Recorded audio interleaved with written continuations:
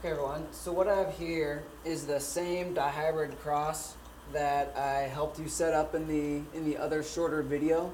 And now what I want to do is help you figure out how to combine the genes from each parent to fill out the inside of the table.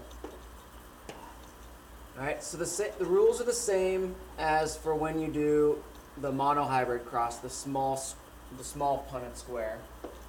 But it just takes a little bit more time, and it's sometimes easy to potentially make a mistake. Okay, but what we do is we take the first letter here, and then the second letter, the second gene there, and bring them both down. So we have big A from here, and big A from there.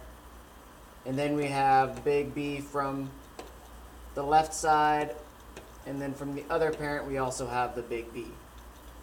Okay, so now let's go down to the one below the one we just did. Alright, so we bring the big A over from here, and then we bring the big A over from the top, or down from the top. And then we have a small b, so we can write a small b here, and then from up above we have the big B. Okay, but one thing I've been teaching you, or been telling you about, is you always want to have the dominant gene first. So as you bring down these letters, you want to be sure that you place the dominant gene before the recessive gene. Likewise, you also want to be sure, because we have the A gene in front of the B gene all the time, you want to make sure in your cross you always put the A gene in front as well. Okay, so let me finish up this one. So this one, we have a recessive A here and a dominant at top. So let's carry down the dominant first and then put the recessive. And then both B genes are dominant. And finish up the last one. The dominant A comes from above. The recessive A comes from the left. Dominant A from above. Recessive B from the left. Okay everyone, so what I've done is I paused it and I went ahead and completed the rest of the square. And I'm going to pause the video again here in a moment, actually pause it in the class.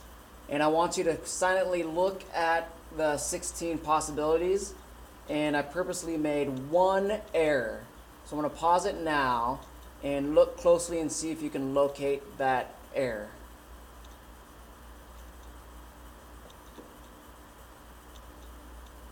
Okay, very good.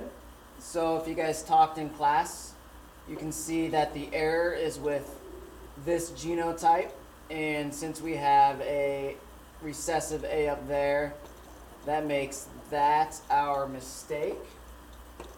So what we can do is go ahead and fix that one mistake.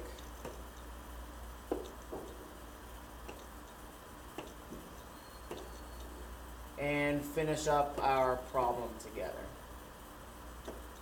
Alright, so you're going to come across many problems like this, and what you're going to discover is it's going to ask you to give the ratio of the phenotypes.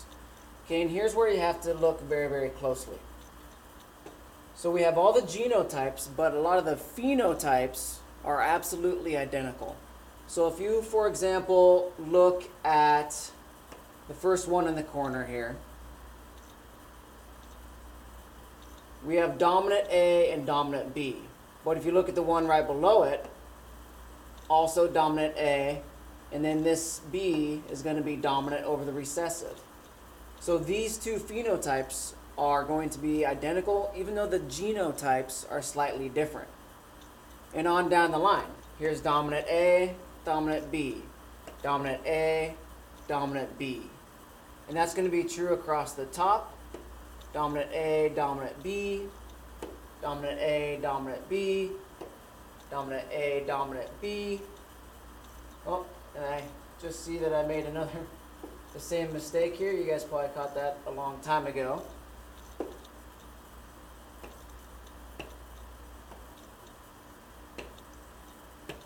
So that one's dominant A, dominant B, and one more, dominant A, dominant B. So I'm going to highlight those.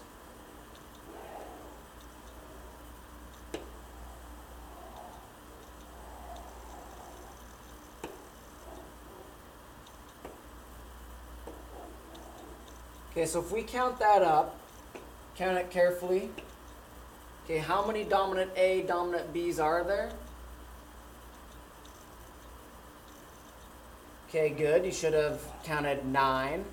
So it's 9 out of the total 16. Now let's look at another set. So how about dominant A, recessive B? So if you look closely, you can see a dominant A, recessive B right there. Dominant A, recessive B right there. And one more. Dominant A, recessive B right there. So that's going to be 3 out of 16 for that phenotype. And now let's do the opposite. Recessive A, dominant B.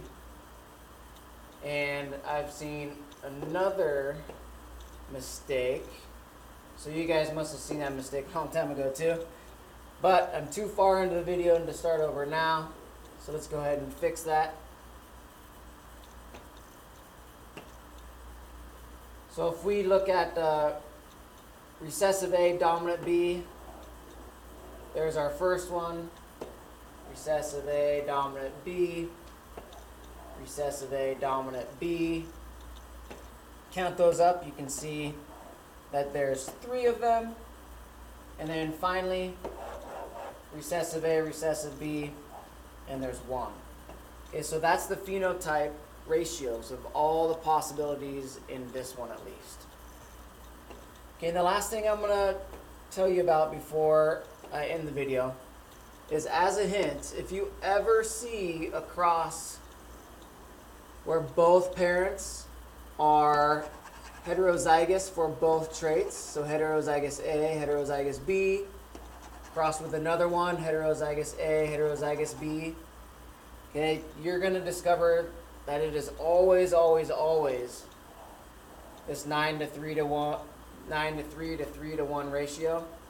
So in the future, you really don't even need to do the Punnett square. You'll know when you see this up here at the top that it's always going to be a 9 to 3 to 3 to 1 ratio.